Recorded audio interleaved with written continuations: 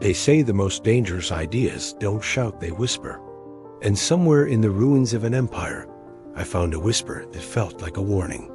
A letter written to a city drunk with power, a city certain it could not fall. A letter that read like a manifesto, a confession, a prophecy, the book of Romans. I didn't know it then, but opening its pages would feel less like reading and more like being interrogated, not by a scholar, but by a God who sees through marble, empires, and me. Rome. The air tastes like iron and ambition.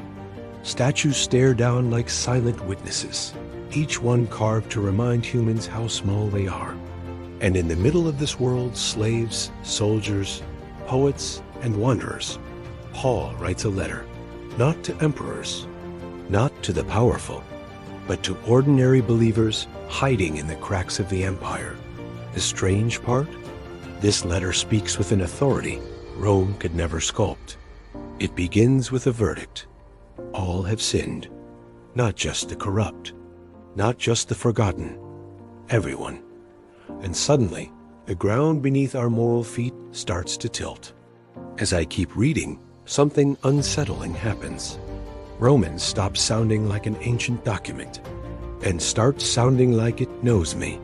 It exposes the quiet wars inside, guilt I pretend not to feel, desires I don't admit out loud, the invisible chains I call freedom. And Paul, almost like a detective, traces every human flaw back to a single source: our attempts to live without the one who made us. It feels less like judgment and more like a diagnosis. And every line hints at a twist coming, something I didn't expect. Right when the letter proves the whole world guilty, it turns sharply, beautifully. Grace, unreasonable, unfair, undeserved.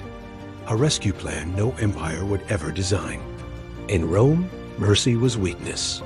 But in Romans, mercy is the weapon that breaks every chain. The mystery becomes clear. God isn't exposing us to destroy us. He is revealing the crack where the light enters. Through Christ, the condemned are declared innocent. And that innocence is strong enough to survive prisons, emperors, and even death. I close the letter, but it doesn't let me walk away untouched. It leaves a question in the airsoft, but impossible to ignore. What if this grace is real? What if freedom isn't earned, but accepted? And suddenly, the ruins of Rome don't feel ancient anymore. They feel familiar, like the ruins inside each of us, waiting for a new foundation. If this mystery stirred something in you, if Romans made you look at your story with new eyes, then don't leave just yet. Like, subscribe, and join me on this journey through the secrets, shadows, and revelations of Scripture.